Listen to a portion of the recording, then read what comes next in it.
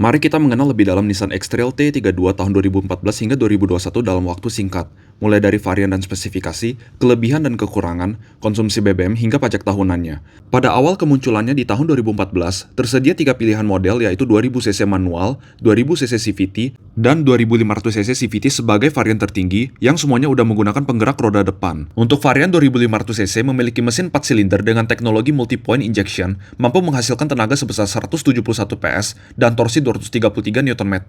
Dari sisi eksterior, mobil ini udah dilengkapi headlamp full LED dengan DRL, velg 18 inci, rem cakram di keempat roda, sensor parkir 4 titik, spion dengan defogger, roof rail, power back door dengan akses remote dan touchless sensor di bagian plat nomor, serta smart keyless entry. Masuk ke bagian interior dan fitur, X-Trail T32 2500cc ini udah dilengkapi dengan kamera 360, start stop engine, stability control, hill start assist, eco mode, cruise control, setir tilt dan teleskopik, audio steering switch, spion retract, ventilasi AC pada cup holder di konsol tengah, kursi depan kiri dan kanan yang sudah elektrik, AC dual zone, serta glove box soft opening. Selain itu, mobil ini juga dibekali teknologi sasis control yang terdiri dari active ride control untuk mengurangi guncangan berlebih saat melewati jalan rusak, active engine brake untuk membantu mengurangi beban pengereman saat deselerasi, serta active trace control untuk mengurangi gejala understeer saat menikung.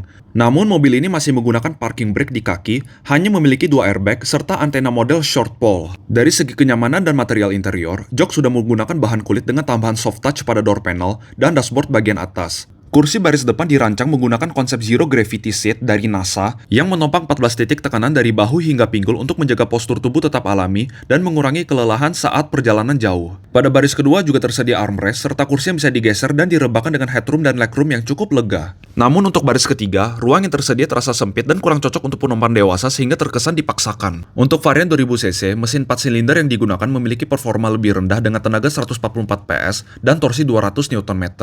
Namun udah menggunakan teknologi direct injection yang membuat lebih efisien dan masuk kategori super ultra low emission vehicle. Teknologi ini juga digunakan oleh Mazda dan Volkswagen serta dikenal lebih irit dibandingkan multi-point injection yang umum digunakan pada mobil generasi lebih lama seperti Toyota Avanza dan Kijang Innova. Untuk varian 2000cc CVT, tampilan eksterior dan fitur yang ditawarkan hampir sama dengan varian 2500cc, dengan perbedaan pada AC yang masih single zone, velg 17 inci, tidak adanya cruise control, serta jok yang masih menggunakan bahan fabric namun dengan kualitas yang cukup baik. Sementara untuk varian manual, terdapat beberapa pengurangan fitur seperti headlamp yang masih halogen, tidak adanya power back door, serta pengaturan kursi yang masih manual, meskipun sudah dilengkapi dengan electric parking brake. Pada tahun 2015, hadir varian hybrid 2000cc yang dilengkapi motor listrik bertenaga 40 PS, sehingga menghasilkan tenaga kombinasi sekitar 178 PS dan torsi 233 Nm.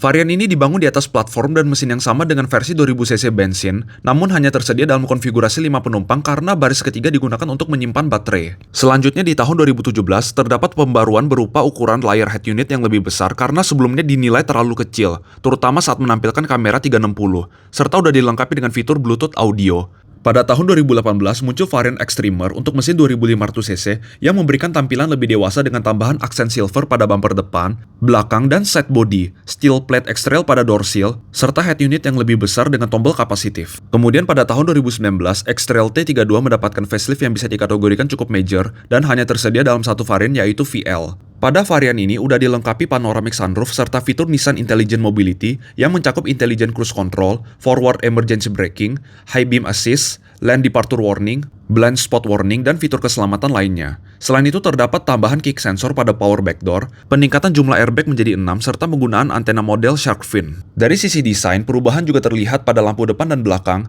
tuas transmisi, setir model flat bottom, serta penggunaan velg 19 inci. Pada tahun 2020 hingga 2021, hadir varian di bawah VL yang tidak dilengkapi panoramic sunroof, beberapa fitur Nissan Intelligent Mobility seperti Blind Spot Warning dan Intelligent Cruise Control tidak tersedia, serta menggunakan velg 18 inci. Sekarang kita bahas kelebihannya. Pertama, X-Trail T32 menawarkan fitur dan kelengkapan yang hampir setara antara varian 2000cc dan 2500cc, sehingga calon pembeli dapat memilih sesuai kebutuhan tanpa khawatir kehilangan banyak fitur. Kedua, adanya teknologi sasis control membuat mobil ini sangat nyaman dan aman dikendarai, cocok untuk yang mencari kendaraan yang comfort oriented.